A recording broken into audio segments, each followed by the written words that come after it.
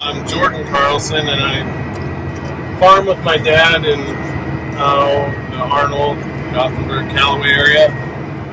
And right now we're planting non-GMO white corn. This is the first year will be 100% non-GMO corn. We've been working up towards that. We were probably 90% non-GMO last year.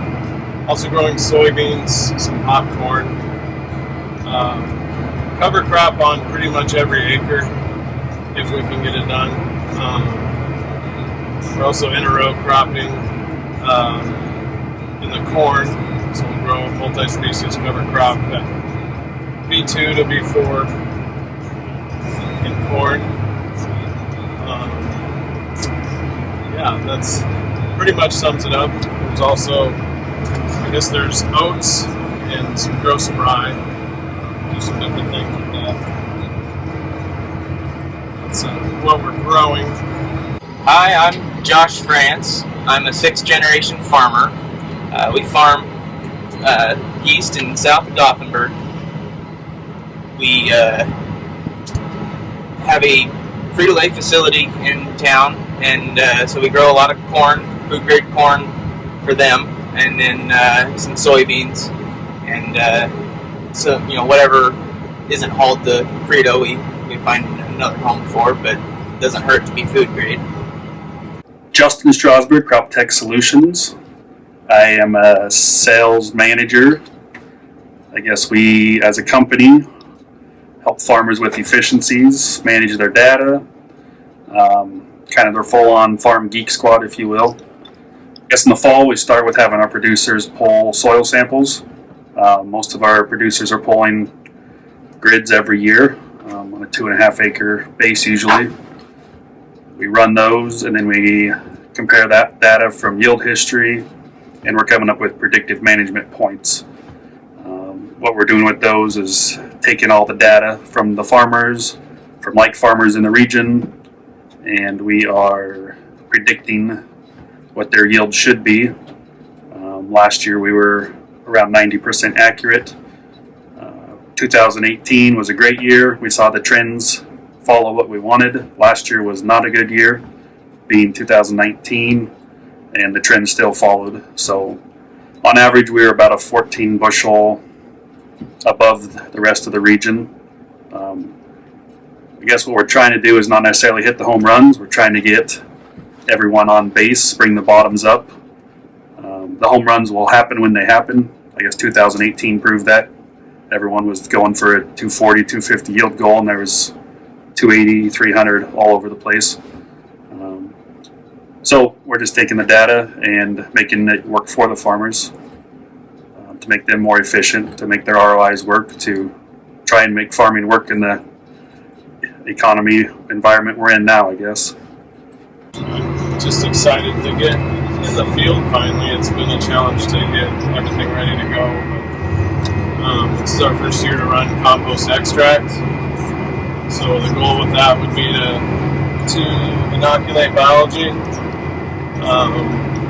And we're also feeding biology in the soil with molasses and kelp. So those are things I'm excited about. And looking forward to getting to side dress time where we'll actually interrow cover crops. Trying to get that done on every acre of corn for the first time. We've just been building up acres on that. For most of our stuff, we used a one tripper that we actually just ran dry. Behind the one tripper, we actually pulled a crumbler the length of the implement so that it'll knock down all the stalks for us and keep us from having to protect our tires on every single machine we have. It also gives us a nice place to plant right in the middle, leaving the root ball intact. It's not no-till, but it's as close as we're willing to go. As far as the planter goes, this is new to our operation this year. We got a 16-row high-speed John Deere planter with a Northman bar. That works pretty nice. we were running around 6 mile an hour tops with our old planter, and now we're running 8 to 9 mile an hour. For waiting for got a storm coming at us, but try to keep it around 8 mile an hour, which is still fast.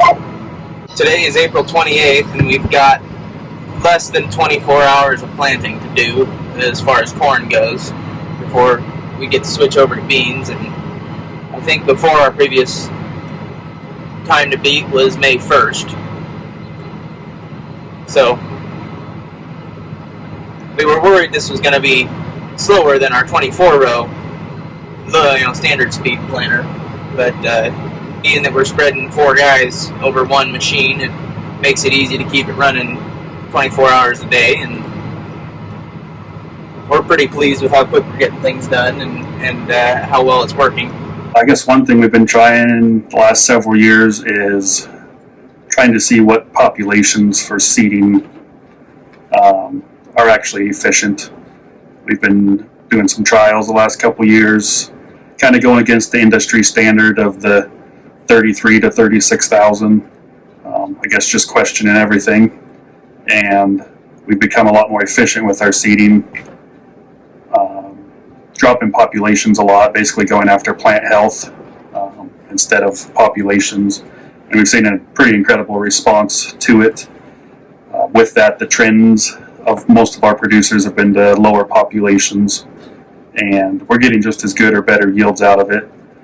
2019, the windstorm went through. There's a lot of fields on the ground. We drove around one day, and the lower population stuff was all standing. So that was kind of a testament to what the lower populations will do for plant health as far as creating a better environment, healthier, bigger root balls, use more of the fertilizer that's in the soil, the natural as well as the commercial fertilizer.